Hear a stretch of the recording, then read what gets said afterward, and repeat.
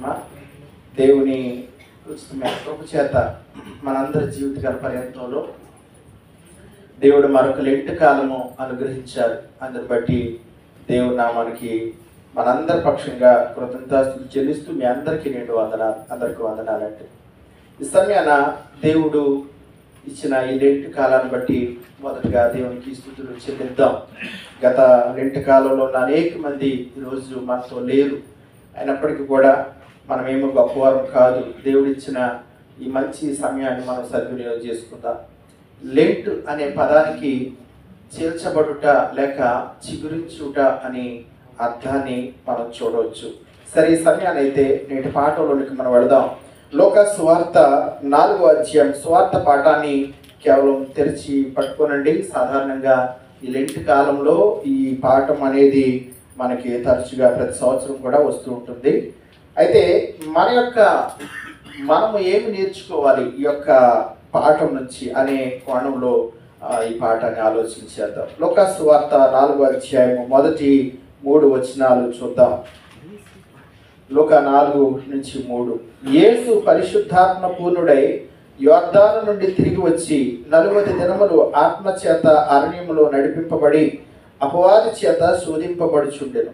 ఆ దినములలో ఆయన ఏమీ తినలేదు. అవి తీరిన తరువాత ఆయన ఆకలి కొనగా, అపవాది, నీవు దేవుని కుమారుడు అయితే రొట్టె అగునట్లు ఈ రాతితో చెప్పుమని ఆయనతో చెప్పాడు. క్రీస్తునందు ప్రియ దేవుని బిడ్డ, ఈ సమయాన ఈ లెంట్ కాలము అనేది అవసరమా?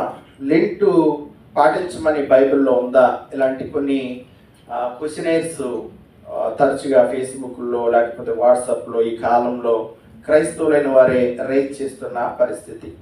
ఎందుకు ఈ లెంట్ కాలము అనేది, లేకపోతే ఎందుకు ఈ ఉపవాస కాలము అనేది ఒకసారి, లేకపోతే యేసయ్య ఎందుకు ఆయన పరిచర్యకు ముందుగా బాప్తిస్మం పొందిన తర్వాత లోక 3వ అధ్యాయంలో యేసయ్య యోహాను చేత బాప్తిస్మం పొందారు. ఆయన బాప్తిస్మం పొందిన తర్వాత వెంటనే ఆయన అపవాది చేత శోధింపబట్టుకు అరణ్యంలో కొనిపోబడ్డారు. యేసయ్య శోధించబడటం ఏమిటి? ఎందుకంటే మనమంటే మానవ మాత్రులు, మనమంటే మనుష్యులు, సాధారణమైన వారు, లేకపోతే పాపులు. కాబట్టి మనము అపవాది చేత శోధింపబడుతున్నామంటే అది సహజమే. కానీ యేసయ్య మనలాంటి వాడు కాదు కదా, ఆయన దేవుని కుమారుడు కదా, ఆయన శోధించబడటం ఏమిటి? కాబట్టి కొన్నిసార్లు ఒక్కొక్క మాట అంటూ ఉంటాం మన సహజంగా, యేసయ్యనే శోధించాడు సాతాను, మనమెంత, ఇలాంటి మాటలు మనం ఉపయోగిస్తూ ఉంటాం. యేసయ్య ఎందుకు శోధింపబడ్డారు అని గనక మనం ప్రశ్నించుకుంటే ఈ పాఠము మత్తయి మరియు మార్కు అలాగే లోక 3 అట్లలో కూడా ఉన్నది. అయితే మార్కులో సంక్షిప్తంగా ఉంది. ఎందులో ఉన్నప్పటికీ కూడా యేసయ్య అపవాది చేత ఎందుకు శోధింపబడ్డారు అంటే ఈరోజు మన అంశం ఉపవాస మార్గం అనే అంశాన్ని గురించి మనం ఆలోచించాలి. ఉపవాస మార్గం. యేసయ్య ఎందుకు శోధించబడ్డారంటే మన జీవితంలో కూడా రక్షించబడిన తర్వాత ఎప్పుడో ఒకప్పుడు శ్రమలు, శోధనలు, కష్టాలు అనేవి వస్తాయి తప్పనిసరిగా, ఎప్పుడో ఒకప్పుడు. అయితే అందరికి ఒకేసారి రావు. చూడండి, ఇప్పుడు పరీక్షల సీజన్. ఇంటి దగ్గర ఏ రోడ్డు చూసినా పరీక్షలు అట్ల పట్టుకుని ఎగ్జామ్కి వెళ్ళే పిల్లలే కనబడుతూ ఉంటారు. బళ్ళ మీద లేకపోతే వాహనాల మీద ఎగ్జామ్స్కి 10th వాళ్ళు, ఇంటర్ వాళ్ళు, వాళ్ళందరూ కలిసి ఒకేసారి ఎగ్జామ్ రాస్తారు. కానీ జీవితంలో పరీక్షలు నీకోసారి వస్తాయి, నాకోసారి వస్తాయి, ఇంకోటికోసారి వస్తాయి, ఇంకోటికోసారి వస్తాయి. ఈ పరీక్షలు కంటికి కనపడవు అన్నమాట. ఇవి టైం టేబుల్ ప్రకారం రావు. ఇవి ఎప్పుడు వస్తాయో తెలియదు, కానీ ఎప్పుడొకప్పుడు ఖచ్చితంగా వస్తాయి. కాబట్టి మన జీవితంలో వచ్చే ఇలాంటి శోధనలు అనే మాటకి వాడుక భాషలో పరీక్షలు అనే పదాన్ని కూడా ఇచ్చారనమాట. పరీక్షలు అనమాట. అనగా ఈ పరీక్షలు అనేవి యేసయ్య లేకపోతే మన జీవితంలో వచ్చినప్పుడు ఎలాగ మనం ఫేస్ చేయాలి, ఎలా ఎదుర్కోవాలి, ఎలా జయించాలి అనేది నేర్పించడం కోసం యేసయ్య దైవ కుమారుడై ఉండి ఆయన శోధింపబడ్డాడు. ఇక్కడ ఒక విషయాన్ని ఆలోచన చేద్దామా? మనకి మత్తయి అలాగే చదువుతున్నప్పుడు కొన్నిసార్లు కన్ఫ్యూజ్ అవుతూ ఉంటాం. యేసు పరిశుద్ధాత్మ పూర్ణుడై యోర్దాను నుండి తిరిగి వచ్చి 40 దినములు ఆత్మచేత అరణ్యంలో నడిపింపబడి అపవాది చేత శోధింపబడుచుంటారు. అంటే అపవాది చేత, అక్కడ అపవాదేమో కాచుకుని ఉంటే యేసయ్య అపవాది దగ్గరికి వెళ్ళి శోధింపబడినట్లుగా కొంచెం అర్థం కన్ఫ్యూజింగ్గా అక్కడ ఉంటూ ఉంటుంది. నిజానికి ఇందులో ఉన్న అర్థాన్ని కనుక మనం ఆలోచన చేస్తూ ఉంటే, అపవాది చేత శోధింపబడటానికి యేసయ్య అరణ్యానికి కొనుక్కోబడలేదు. దేవుని చిత్తంలో భాగంగా, అంటే దేవుడే యేసుక్రీస్తు ప్రభువుని శోధించడం కోసం అపవాదిని అరణ్యంలో ఉంచాడు. దేవుని చిత్తం లేకుండా ఆయన అంటూ ఉంటాడు కదా, ఒక తల వెంట్రుక కూడా నేల రాలదని. కాబట్టి దేవుని చిత్తం కోసమే. ఎందుకు దేవుని చిత్తం అంటే, యేసుక్రీస్తు ప్రభువు పరిశుద్ధుడు, నీతిమంతుడు, దైవ కుమారుడు, పాపం లేనివాడు. ఈ గుణాలన్నీ మనకు తెలుసు. తండ్రికి కూడా తెలుసు ఈ గుణాలన్నీ. కానీ యేసు ఎందుకు శోధింపబడ్డారంటే, ఆయన ఎంత గొప్పవాడో, ఆయన ఎంత నీతిమంతుడో మనకి, అంటే ప్రపంచానికి తెలియడం కోసం ఆయన శోధింపబడ్డాడు. ప్రపంచానికి తెలియడం కోసం యేసయ్య శోధించబడ్డాడు. కాబట్టి ఈ లెంట్ కాలం ఆచరించడం అవసరమా అనే వారికి మనం చెప్పవలసిన ఒక మంచి సమాధానం ఏమిటంటే, ఇప్పుడు ఏ ఉద్యోగానికైనా సరే ఒక ట్రైనింగ్ పీరియడ్ అని ఉంటుంది కదా. ఏ ఉద్యోగానికైనా ఒక ట్రైనింగ్ పీరియడ్ ఉంటుంది. ఇప్పుడు టీచర్ జాబ్ వాళ్ళకి బీఈడో, ఎంఈడో ట్రైనింగ్ ఉంటుంది కదా. మనకు తెలిసి ఇదివరకు 6 నెలలు ఉండేది బీఈడీ ట్రైనింగ్, తర్వాత 9 నెలల కోసం, ఇప్పుడు సంవత్సరం అనుకుంటా. అఫ్కోర్స్ మొత్తం మీద ఒక ట్రైనింగ్ పీరియడ్ ఉంటుంది 6 నెలలు. పోలీసు ఒక కానిస్టేబుల్ లేకపోతే ఒక ఎస్ఐఓ, వాళ్ళకు ఒక ట్రైనింగ్ ఉంటుంది. వాళ్ళకు ఒక 6 నెలలో, ఒక సంవత్సరము వాళ్ళకి, లేకపోతే అందులో. కాబట్టి ఇంకా లైఫ్ లాంగ్ ట్రైనింగ్ అనేది ఉండదు. సంథింగ్ ఒక 6 నెలలో, ఒక సంవత్సరమో, ఆ ఉద్యోగాన్ని బట్టి, దాని పరిస్థితులు, నువ్వు ఎలాగా ఆ ఉద్యోగంని ఫేస్ చేయాలి, ఆ ఉద్యోగంలో వచ్చే పరిస్థితులు ఏంటి, వీటన్నిటి మీద అవగాహన కోసం నీకు ఒక 6 నెలలో, 3 నెలలో, సంవత్సరమో ట్రైనింగ్ ఉంటుంది. ఈ ట్రైనింగ్లో నేర్చుకున్న దాన్ని బట్టి నువ్వు ఉద్యోగంలో నువ్వు బిహేవ్ చేయవలసి ఉంటుంది, నువ్వు లేకపోతే పెర్ఫామ్ చేయవలసి ఉంటుంది. కాబట్టి ఈ లెంట్ కాలం అనేది కూడా, ఉపవాస కాలం అనేది కూడా మనకు ఒక ట్రైనింగ్ పీరియడ్ అనమాట. మనకి ట్రైనింగ్ ఒక శిక్షణా కాలం అనమాట. ఈ ట్రైనింగ్లో 40 రోజుల్లో మనం నేర్చుకున్నది మన జీవితంలో ఎప్పుడు శోధనలు వస్తాయో, ఎప్పుడు అపవాది శోధిస్తాడో, అప్పుడు ఈ శోధన ద్వారా, ఈ ఉపవాసం ద్వారా మనం సాతాన్ని జయించడానికి అవసరమైన సామర్థ్యాన్ని, బలాన్ని, నేర్పును, శక్తిని మనం పొందుకుంటాం. కాబట్టి మనం భయపడకుండా ఎదిరించగలుగుతూ ఉంటాం. కాబట్టి సమయాన్ని మనం ఆలోచన చేస్తూ ఉంటే కనుక చూడండి, యేసుక్రీస్తు ప్రభువారు మనకు ఒక మాదిరి చూపించడం కోసం, ఈ లోకంలో ఖచ్చితంగా ప్రతి మనిషికి కూడా ఎప్పుడోకప్పుడు శోధనలు, శ్రమలు వస్తూ ఉంటాయి. కాబట్టి మనకు ఒక మాదిరి, ఎగ్జాంపుల్ చూపించడం కోసం ఆయన శోధింపబడ్డాడు. హెబ్రీయులకు రాసిన పత్రికలో ఒక మంచి మాట ఉంటుంది, ఆయన దేవుని కుమారుడై ఉండి సమస్త విషయంలో మనవలనే శోధింపబడిను అనే మాట చెప్తూ ఉంటాడు అనమాట. సమస్తమైన విషయంలో అంటే మనం అనుకోవచ్చు, ఒకవేళ మనకి కొన్ని ప్రలోభాలు, కొన్ని ఆకర్షణలు, కొన్ని టెంప్టేషన్స్ నన్ను లాగేస్తున్నాయి అనుకోవచ్చు. నువ్వే టెంప్టేషన్ గుండా వెళుతున్నావో, ఏ ఆకర్షణ గుండా వెళుతున్నావో, ఇవన్నీ యేసుక్రీస్తు ప్రభువారు ఆయన అనుభవించి, జయించి మన ముందు మాదిరి ఉంచి వెళ్ళారు. చూస్తారా రెఫరెన్స్? హెబ్రీయులకు రాసిన పత్రిక 4వ అధ్యాయము 15 వచనం చూడండి. హెబ్రీ 4:15. మన ప్రధాన యాజకుడు మన బలహీనతల యందు మనతో సహానుభవం లేనివాడు కాడు గాని సమస్త విషయములలో మనవలనే శోధింపబడినను ఆయన పాపము లేనివాడుగా ఉండెను. ఆయన పాపము లేనివాడుగా నిరూపించుకున్నాడు. ఎప్పుడు?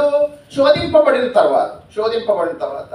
మీరు బంగారం కొనడానికి వెళ్ళినప్పుడు బంగారం మంచి బంగారమో లేకపోతే నాణ్యమైన బంగారమో కాదు, దాన్ని గీటు రాయిగా పరీక్షిస్తూ ఉంటాం అన్నమాట.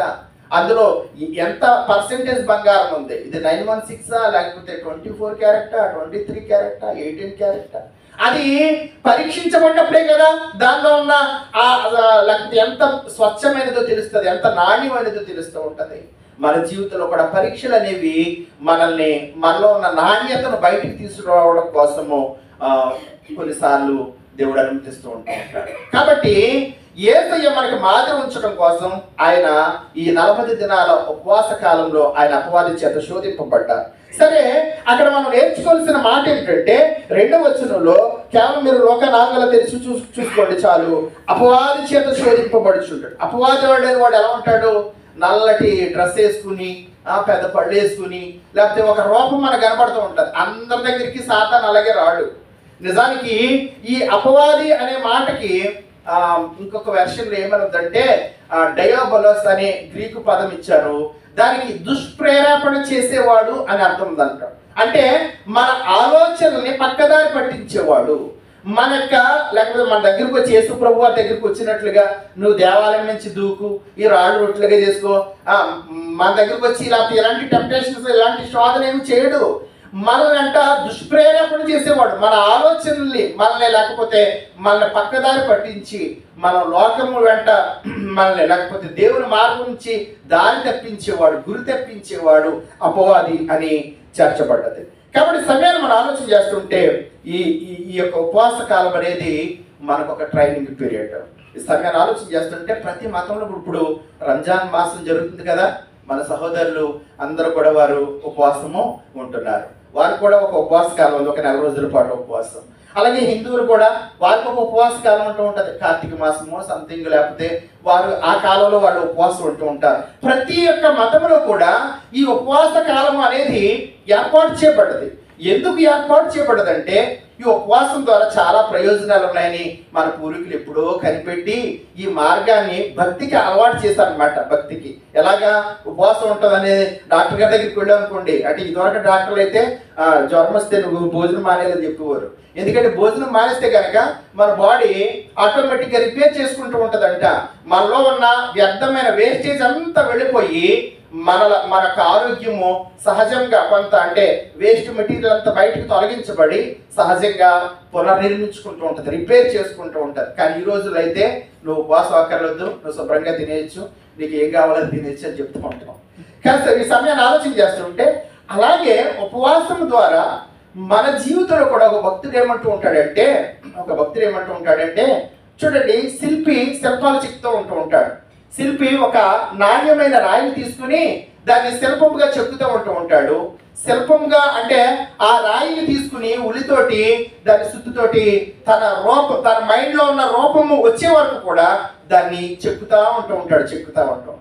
ఆ రూపం వచ్చిన తర్వాత దాన్ని నిలబెడితే చూసిన వాళ్ళందరూ కూడా ఆశ్చర్యపోతూ ఉంటారు. అంతకుముందు ఆ రాయి ఎక్కడే పడి ఉండేది, అంతకుముందు దాన్ని తొక్కుకుంటూ తిరిగేవాళ్ళు, దాటుకుంటూ తిరిగేవాళ్ళు. అప్పుడు ఎవ్వరికి కూడా అది ఆశ్చర్యం అనిపించలేదు.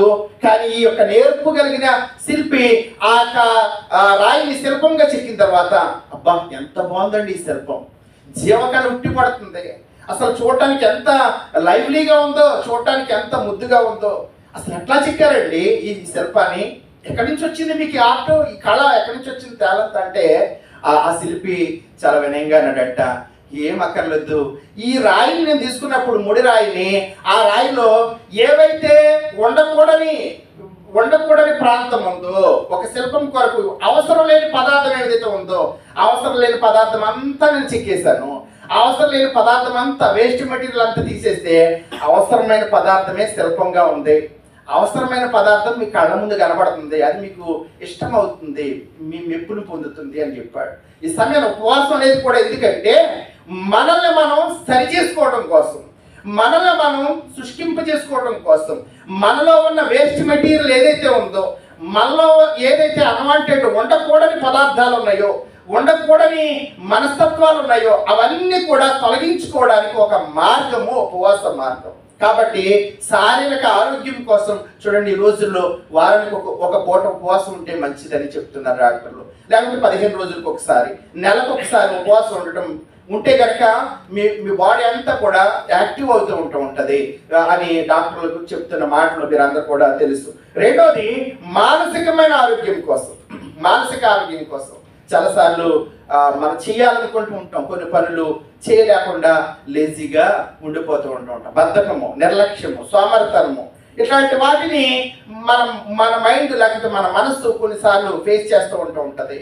అయితే ఉపవాసం ద్వారా నీలో యాక్టివ్నెస్, చురుకుదనం వస్తూ ఉంటుంది అనమాట, చురుకుదనం వస్తూ ఉంటుంది. ఈ సమయాన్ని మనం ఆలోచన చేస్తుంటే రోమీయులకు రాసిన పత్రిక 7వ అధ్యాయము 18-19 వచనాలు ఒకసారి చూడండి. పౌలు గారు ఏమంటున్నారంటే అక్కడ రోమా పత్రిక 7వ అధ్యాయము 18-19 వచనాలు ఒకసారి చదువుదాం. రోమా 7:18-19 చదువు. నాయందు అనగా నా శరీరమందు మంచిది ఏదియు నివసింపదని నేను ఎరుగుదును, మేలైనది చేయవలనను కోరిక నాకు కలుగుచున్నది గాని దానిని చేయుట నాకు కలుగుట్లేదు. నేను చేయగోరు మేలు చేయక చేయగోరని కీడు చేయుచున్నాను. చూడండి ఎంత లేకపోతే వ్యతిరేకమైన ఒకదానికొకటి వ్యతిరేకమైన భావాలు ఇక్కడ పౌలు గారు మాట్లాడుతున్నారు. చూడండి ఒకసారి ఏమంటున్నారు ఆయన 18-19లో, నాయందు అనగా నా శరీరం మంచిదేది నివసింపదని నాకు అర్థమవుతుంది అని చెబుతూ మేలైనది చేయవలన కోరిక నాకు కలుగుచున్నది కానీ దానిని చేయుట నాకు కలుగుట్లేదు. నేను చేయగోరు మేలు చేయక చేయగోరని కీడు చేయుచున్నాను. క్రీస్తునందు ప్రియమైన బిడ్డ, చాలాసార్లు జనవరి 1 రోజున తీర్మానాలు తీసుకుంటూ ఉంటాం. గుడ్ ఫ్రైడే రోజున దేవుని దగ్గర కొన్ని మనం ఒప్పందాలు చేసుకుంటూ ఉంటాం, తీర్మానాలు చేసుకుంటాం. ప్రభు యొక్క మీద నేను అబద్ధాలు ఆడను, ప్రభు యొక్క నేను మోసం చేయను, ప్రభు యొక్క మీద నేను లేకపోతే నీలో నేను చాలా కరెక్ట్గా ఉండాలనుకుంటున్నాను, ఖచ్చితంగా ఉండాలనుకుంటున్నాను, నీతిగా ఉండాలనుకుంటున్నాను, పరిశుద్ధంగా ఉండాలనుకుంటున్నాను అని మన దేవుని దగ్గర మనకి మనమే, అది ఎవరొక్క బలవంతం మీద కాదు, ఎవరి యొక్క ఫోర్స్ మీద కాదు, మనకు మనమే ఆ శిలో మార్గం వైపు చూస్తున్నప్పుడు, శిలోలో వేలాడుతున్న యేసు వైపు చూస్తున్నప్పుడు దేవుని దగ్గర తీర్మానం చేసుకుంటూ ఉంటాం, దేవునికి కమిట్ అవుతూ ఉంటాం. మళ్ళీ ఒక 10 రోజులు 15 రోజులు పోయేటప్పటికి ఏ అబద్ధం అయితే నువ్వు ఆడకూడదు అనుకున్నావు అదే అబద్ధం ఆడవలసిన పరిస్థితి వస్తూ ఉంటుంది. అబద్ధం ఆడేస్తూ ఉంటావు, లేకపోతే ఇంకోటి ఏదో దారి తట్టుపోతూ ఉంటావు. ఈ సమయాన్ని మనం ఆలోచన చేస్తుంటే కొన్నిసార్లు లేకపోతే కొన్ని అనవసరమైన లేకపోతే టీవీలో కావచ్చు, మొబైల్లో కావచ్చు నేను చూడకూడదు అని నీ మనసు చెప్తూ ఉంటుంది కానీ చూస్తూ ఉంటావు. కొన్ని చేయకూడదు అని నీ మనసు చెప్తూ ఉంటుంది కానీ చేసేస్తూ ఉంటావు. కారణం ఏమిటి? ఇది ఎవరో లేకపోతే నిన్ను ఎవరో నీ మీద వచ్చి రుద్దట్లేదు నువ్వు చేయకూడదని, నీ మనసే చెప్తుంది నువ్వు చేయటం మంచిది కాదు. నువ్వు ఎలా నిర్ణయం తీసుకున్నావు కదా, నువ్వు ఎలాంటి ఒప్పందం చేసుకున్నావు కదా, నువ్వు ఎలా ఉంటానన్నావు కదా, కానీ నువ్వు చేస్తున్నావు. చేయవాలని మేలు చేయగోరు మేలు చేయక చేయగోరని కీడు చేయుచున్నాను. క్రీస్తునందు ప్రియమైన బిడ్డ, ప్రతి వ్యక్తిలోనూ చాలాసార్లు ఈ సంఘర్షణ అనేది ఉంటూ ఉంటుంది. ఇలాంటి సమయాన్ని మనం ఆలోచన చేస్తుంటే శరీరం అనే దానికి ఇప్పుడు మనందరికీ శరీరం ఉంది, మనందరికీ బాడీ ఉంది. బాడీకి ఏముంది? బాడీకి రూపం ఉంది, బలం అనేది కూడా ఉంది. బలము ఉంది, దీనికి రూపం అనేది ఉంది. మనందరికీ డిఫరెంట్ రూపాలు, మనందరికీ డిఫరెంట్ బలాలు ఉన్నాయన్నమాట. రెండోది మనలో శరీరంతో పాటు ఇంకొకటి ఉంది, అదే ఆత్మ. ఆత్మకు రూపం లేదు, అలాగే ఆత్మ అనేది కూడా ఉంది. లేకపోతే ఆత్మ కావచ్చు, లేకపోతే మనసు కావచ్చు. సాధారణమైన మాటలు మనసు అనేది దానికి ఏమీ రూపం లేదు, దానికి ఏమీ స్ట్రెంగ్త్ అనేది లేదు. ఈరోజు ఇండియా ఇంకోటి ఏదో మ్యాచ్ జరుగుతుంది కదా, న్యూజిలాండ్. కాబట్టి ఈరోజు మ్యాచ్ జరుగుతుంది కాబట్టి చాలా మంది కుర్రోళ్ళు ఏమనుకుంటూ ఉంటారు, ఎప్పుడు చర్చ జరుగుతుంది కదా, ఈ రోజు మ్యాచ్ చూద్దాము. ఓ పక్కన అనుకుంటూ ఉంటుంది, నేను చర్చిలో వెళ్ళి కూర్చోవాలి, చర్చిలో లేకపోతే పాస్టర్ గారు నాకు వాక్యం ఇచ్చారు, నేను చదవాలి, నా కోసం ఎదురు చూస్తారు. ఓ పక్కన మనసు చెప్తూ ఉంటుంది, లేదు చర్చికి వెళ్ళిపోదాం, మ్యాచ్ చూస్తే తర్వాత అయినా టెలికాస్ట్ అవుతుంది కదా, చూడొచ్చు కదా, ఇంకా ఉంటుంది కదా, 2 గంటలకు అయిపోతుంది కదా. కాబట్టి మనసేమో వెళ్ళు అంటూ ఉంటుంది, కానీ మళ్ళీ బాడీ ఎక్కడో లేదు, ఈ రోజుకే కదా ఏమనుకోరు, పర్వాలేదు, రేపు వారైతే ఏమి పంపలేం మునిగిపోవు కదా. కాబట్టి బాడీ కొన్నిసార్లు ఫేవరెట్ హీరోలో లేకపోతే ఎవరో సినిమా ఏదో రిలీజ్ అవుతూ ఉంటుంది. ఇప్పుడు మనసు చెప్తూ ఉంటుంది, నువ్వు సినిమాకి వెళ్ళడం సరికాదు, నువ్వు క్రిస్టియన్ కదా, నువ్వు దేవుని పెట్టావు కదా, కానీ అనుకుంటూ ఉంటుంది, ఫోర్స్ చేస్తూ ఉంటుంది మనసు. శరీరం ఏమో వెళ్ళు చూడు, ఏం పర్వాలేదు, సినిమా చూసినంత మాత్రం ఇంకా చాలా మంది చాలా చేస్తున్నారు, దానికంటే నువ్వు బెటరే. ఇప్పుడు ఆత్మకి ఏమో ఇష్టం లేదు, నువ్వు సినిమాకి వెళ్ళటం, నువ్వు షాపింగ్కి వెళ్ళటం, కానీ శరీరానికి ఇష్టమైంది. ఇప్పుడు శరీరం వెళ్ళి థియేటర్లో కూర్చుంది అనుకోండి, ఆత్మ ఎక్కడ ఉంటుంది అప్పుడు? ఇష్టం లేకపోయినా ఆత్మ ఎక్కడ ఉంటుంది అప్పుడు? శరీరంతో పాటు లోనే ఉంటుంది కదా, దీనికి ఇష్టం ఉందో లేదో తర్వాత సంగతి.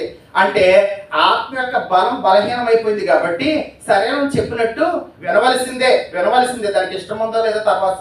కాబట్టి ఏమంటున్నారంటే పౌలు గారు, నేను చేయాలనుకునే మేలు చేయక చేయగోరని కీడు చేయించున్నాను. అబద్ధం ఆడకూడదు అనుకుంటున్నాను, నిర్ణయం తీసుకుంది నేనే, మళ్ళీ ఆడేస్తున్నాను. లేకపోతే ఇంకోటి ఏదో చూడకూడదు అనుకుంటున్నాను, చూస్తున్నది నేనే. ఇంకోటి ఏదో చేయకూడదు అనుకుంటున్నాను, చేస్తున్నది నేనే. కాబట్టి సమయాన మనిషిలో ఉండే ఈ యొక్క విభిన్నమైన వ్యక్తిత్వం ఏంటంటే శరీరం అనేది ఎప్పుడు కూడా ఆత్మ మీద బలాన్ని ప్రదర్శిస్తూ ఉంటుంది అనమాట. బలాన్ని కాబట్టి శరీరము ఆత్మను లొంగ తీసుకుని శరీరం యొక్క క్రియలు జరిగిస్తూ ఉంటది. శరీరం యొక్క క్రియలు జరిగిస్తూ ఉంటది. కాబట్టి సమయాన్ని మనం ఆలోచన చేస్తుంటే ఇప్పుడు శరీరం యొక్క బలాన్ని తగ్గించడం కోసం ఉపవాసం అనే మార్గం ఏర్పాటు చేయబడింది. శరీరం యొక్క బలం ఏంటి? దీనికి భోజనం కావాలి. పొద్దున అయ్యేటప్పటికి బ్రేక్ఫాస్ట్ కావాలి, 1 గంట అయ్యేటప్పటికి భోజనం కావాలి, సాయంత్రం 8 అయ్యేటప్పటికి భోజనం కావాలి. భోజనం పెట్టకపోతే కనుక తొందర పెడుతూ ఉంటుంది. కాబట్టి సమయాన భోజనం అనేది ముఖ్యం. లంచ్ లేకపోతే కనుక డేలా పడిపోతూ ఉంటాం. ఇది మనలో ఒక గడియారం ఉంటుందంట, జీవ గడియారం. అది గుర్తు చేస్తూ ఉంటుంది, టైం అయింది, నువ్వు భోజనం చేయని. ఈ సమయాన ఇప్పుడు ఈ శరీరానికి అవసరమైన లంచ్ ఏదైతే ఉందో, డిన్నర్ ఏదైతే ఉందో, దీన్ని పక్కన పెట్టడం ద్వారా ఈ శరీరాన్ని క్రమపరచడం ద్వారా ఆత్మ యొక్క మార్గంలోనికి, అంటే ఆత్మ యొక్క డామినేషన్లోనికి మనం తీసుకువెళ్ళడం కోసమే ఉపవాసం ప్రీతిని బిడ్డలారా. కాబట్టి సమయం మనం ఆలోచన చేయదగిన మాట ఏమిటంటే, చూడండి, ఈ ఉపవాసం అనగా ఒకవేళ నువ్వు అనుకోవచ్చు, వాళ్ళు చేయట్లేదు కదా, వీళ్ళు చేయట్లేదు కదా, నేనే ఎందుకు చేయాలి? ఉపవాసం అనగా ఎవరు ఎలా చేస్తున్నారో, లేకపోతే వాళ్ళు అలాగండి, వాళ్ళేమో లేకపోతే 3 గంటలకి తినేస్తున్నారు, లేకపోతే వాళ్ళేమో నాన్ వెజ్ తింది, అవన్నీ నీకు అనవసరం. అసలు ఉపవాసం అంటే అందరి గురించి నువ్వు మర్చిపో. ఏసే అంటున్నారు మత్తయి సువార్త 6వ అధ్యాయంలో, నువ్వు రహస్యంగా చేయమంటున్నాడు అనమాట. రహస్యంగా అంటే నీకు మాత్రం తెలిస్తే చాలు, నీ వరకు పరిమితమైతే చాలు, నీ గురించి ఆలోచించు. ఇంకోటి ఏంటంటే నీలోనికి నువ్వు చూసుకో అనమాట. నీ హృదయంలోనికి నువ్వు చూసుకోవటమే కోసమే ఉపవాసం అనమాట. నా దేవుని ఎదుట నేను ఎలా ఉన్నాను, ఈ సమయంలో మనుషులందరూ ఎలా ఉన్నారు ఒకసారి చూద్దామా. మనుషులందరూ యొక్క కేటగిరీ గురించి బైబిల్ ఒక స్పష్టమైన మాట చెప్తుంది. తిమోతికి రాసిన 2వ పత్రిక 3వ అధ్యాయము 2 నుంచి 5 వచనాలు చదువుతున్నారు. చూడండి, బైబిల్ తెరవండి. తిమోతి 2వ పత్రిక 3వ అధ్యాయము 2 నుంచి 5 వచనాలు మనం చూస్తూ ఉంటే కనుక 195వ పేజీ అండి, 195వ పేజీ. అక్కడ చూడండి, చదువునైనా. ఎలాగనగా మనుషులంట, చూడండి కేటగిరీ చెప్తున్నాడు అక్కడ. 1 స్వార్థ ప్రియులు, 2 ధనాపేక్షులు, వెక్కములాడువారు, అహంకారులు, దోషకులు, తల్లిదండ్రులకు అవిధేయులు, కృతజ్ఞత లేని వారు, అపవిత్రులు, అనురాగరహితులు, అతిద్వేషులు, అపవాదకులు, అజితేంద్రియులు, క్రూరులు, సజ్జన ద్వేషులు, ద్రోహులు, మూర్ఖులు, గర్వాంధులు, దేవుని కంటే సుఖానుభవంను ఎక్కువగా ప్రేమించువారు. ఇంకా నైనా పైకి భక్తి గల వారి వలె ఉండి దాని శక్తిని ఆశ్రయించని వారు నయ్యుందురు. క్రీస్తునందు ప్రీతిలో బిడ్డ, లోకంలో ఉన్న మనుషులందరినీ కూడా ఇక్కడ ఎన్ని స్వభావాలు చెప్పారంటే పౌలు గారు 19 నేచర్స్ చెప్పాడు అనమాట. 19 గుణగణాలు ఏంటంట? స్వార్థ ప్రియులు, ధనాపేక్షులు, బెంకములాడువారు, అహంకారులు, దోషకులు, తల్లిదండ్రులకు. మనుషులందరూ ఈ 19లో ఏదో ఒక కేటగిరీకి చెందుతారనమాట. ఏదో ఒకటి మనలో ఉంది. ఈ రోజు వాక్యం ఉంటున్న మనలో కూడా ఇందులో కొన్ని విషయాలు మీకు జ్ఞాపకం చేయాలనుకోవాలి. కొన్ని మనకు అర్థమవుతున్నాయి, అర్థమయ్యే లాంగ్వేజ్లో. ఇందులో చూడండి, కొన్ని అజితేంద్రియులు అనే మాట ఉంది. తెలుగు పదమే కానీ అజితేంద్రియులు అంటే ఏంటి? అజితేంద్రియులు అనగా ఈ సమయాన్ని అంటే వాళ్ళ కంట్రోల్లో వాళ్ళు ఉంటారనమాట. వాళ్ళు కంట్రోల్ చేసుకోలేరు. చాలాసార్లు పదాలు ఉపయోగిస్తూ ఉంటారు. ఏదైనా గొడవ జరిగినప్పుడు నా కోపం వచ్చిందంటే నేనేం చేస్తానో నాకే తెలియదు, నా కోపం వచ్చిందంటే నేనేం మాట్లాడతానో నాకే తెలియదు, ఇలాంటి మాటలు ఉపయోగిస్తూ ఉంటాను అనమాట. అంటే అతనికి కోపం వస్తే, అతనికి బీపీ పెరిగితే అతని యొక్క కంట్రోల్ అతను ఉండలేడు. అతను ఎలా బిహేవ్ చేస్తాడో అతను ఉండలేడు. వాళ్ళు అజితేంద్రియులు. కొంతమంది సజ్జన ద్వేషులు, మంచివారంటే పడదనమాట. మంచివాడిని చూస్తే ఎక్కడ లేని ద్వేషం, ఎక్కడ లేని లేకపోతే కుళ్ళు అనమాట. వీళ్ళే పెద్ద అన్నట్టుగా చూస్తూ ఉంటారు వాళ్ళు ఇంకా. కాబట్టి ఈ 19 కేటగిరీల్లో మనలో ప్రతి ఒక్కరము కూడా ఏదో ఒక కేటగిరీతో బాధపడుతున్న వాడమే, క్రీస్తునందు ప్రియులు. మొట్టమొదటి మాటే స్వార్థ ప్రియులు. మనకేంటి ప్రయోజనం, మనకేం కావాలి, ఈరోజు మనకేమైనా బెనిఫిట్ అయిందా లేదా? బెంకములాడువారు, గొప్పలు చెప్పుకునేవారంట. ఈ సమయాన మనుషులందరి యొక్క గుణగణాలు ఇట్లా ఉన్నాయంటున్నాడు. ఈ సమయాన్ని మనం ఆలోచన చేస్తుంటే మన జీవితంలో కూడా అవసరాన్ని బట్టి, అవకాశాన్ని బట్టి నటించే నటనాపరులు లేకపోతే మోసగాడు మనకి తెలియకుండా కూడా కొన్నిసార్లు మనలోనే ఉంటూ ఉంటాడు, మన హృదయంలో ఉంటూ ఉంటాడు. ఈరోజు ఉపవాసం ద్వారా మనం చేయవలసిన పని ఏమిటంటే ఈ 19 క్యారెక్టర్స్లో తిమోతి 2వ పత్రిక 3వ అధ్యాయంలో మనం చేయబెట్టి, ప్రభువా ఇందులో ఏ క్యారెక్టర్ నాలో ఉందో, ఏ స్వభావం నాలో ఉందో, ఏ గుణం నాలో ఉందో, అదేదైనా కావచ్చు, మొత్తం మీద ఉంది, దాన్ని నాలో నుంచి తీసివేయని దేవుని దగ్గర ప్రాధేయపడవలసిన వారమే ఉన్నాం. క్రీస్తునందు ప్రియమైన బిడ్డలారా, ఈ సమయాన యెషయా గ్రంథం 58వ అధ్యాయము 3వ వచనంలో ఆనాటి ఇశ్రాయేలు లేకపోతే యూదులు ఉపవాసం ఉన్నారు. వాడు ఉపవాసం ఉన్నప్పుడు దేవుడు పట్టించుకోలేదంట. దేవుడు పట్టించుకోలేదంట. ఎందుకు పట్టించుకోలేదంటే అక్కడ చూడండి, అక్కడ యెషయా 58:3 ఏమంటూ ఉంటారంటే వాడు దేవుణ్ణే క్వశ్చన్ చేస్తున్నారు, దేవుని ప్రశ్నిస్తున్నారు. మేము ఉపవాసం ఉండగా నీవెందుకు చూడము, మేము మా ప్రాణములను ఆయాసపరుచుకొనగా నీవెందుకు లక్ష్య పెట్టవు అని అందరు. మీ ఉపవాస దినమున మీరు మీ వ్యాపారం చేదురు, మీ పనివారి చేత కఠినమైన పని చేయించుదురు, మీరు కలహపడచ్చు, వివాదం చేయొచ్చు, అన్యాయంగా విద్దులాడచ్చు. చూడండి, ఉపవాసం ఉండేటప్పుడు అంట ఇవన్నీ చేస్తున్నారంటే యూదులు, వాడు ఉపవాసం ఉంటున్నారు. యూదులంట వారానికి 2 సార్లు ఉపవాసం ఉండేవారు. పరిసైడ్ అదే ప్రార్థన చేశాడు కదా, నేను వారానికి 2 సార్లు ఉపవాసం ఉంటాను. ఏ రోజులంటే మంగళవారం, గురువారం 2 రోజులు, మంగళవారం గురువారం 2 రోజులు వాళ్ళు ఉపవాసం ఉండేవారు. ఎందుకంటే మంగళవారం గురువారం 2 సార్లు సంత జరుగుద్ది, ఆ మార్కెట్ జరుగుద్ది అనమాట. ఆ ప్రాంతంలో సంత వీధుల్లో నిలబడేవారు అనమాట వాళ్ళు ఉపవాసం ఉండి. అందరికీ కూడా మా అయ్యగారిని ఇవాళ ఉపవాసం ఉన్నారు, మా అయ్యగారు ఇవాళ ఉపవాసం ఉన్నారు, అందరికీ కూడా తెలియాలి.